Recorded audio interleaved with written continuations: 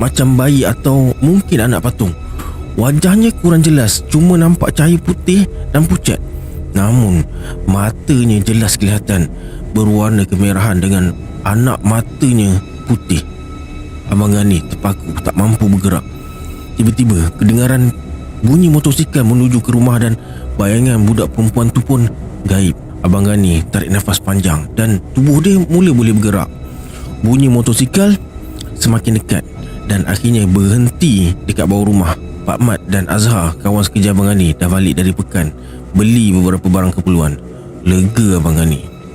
Kelihatan daun pintu ditolak dan aku dah pesan beberapa kali jangan tinggalkan cawan merata.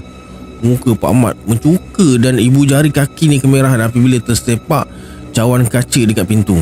Abang Gani terlupa dan biarkan cawan dekat situ lepas minum kopi tadi. Lepas letakkan barang-barang yang dibeli tepi dinding dan salin pakaian, mereka pun turun ke dapur untuk makan malam. Tapi Azhar nak mandi dulu.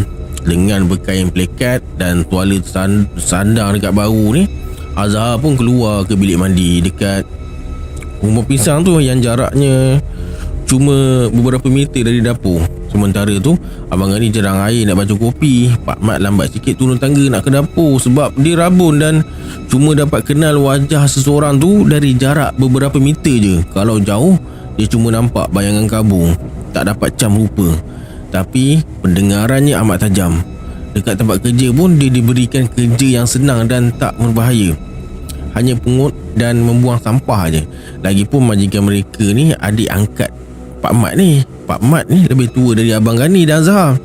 Masa tu umur mereka berdua 30-an dan Pak Mat pula sekitar 60-an. Pak Mat selalu datang kampung tu dan tinggal beberapa minggu. Sebelum Abang Gani dan Azhar kerja dekat situ pun, Pak Mat memang dah biasa dengan kampung tu. Dialah yang bawa Abang Gani dan Azhar kerja dekat situ. Disebabkan sikap yang ramah, pandai bercerita dan pandai mengurut, menjadikan Pak Mat ni disenangi ramai lah. Mak Teh masak apa malam ni? Tanya Pak Mat.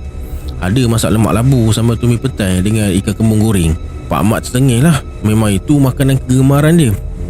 Nampaknya kemarahan Pak Mat akibat tersepak cawan tadi dah hilang. Mereka pun terus makan. Masakan kampung air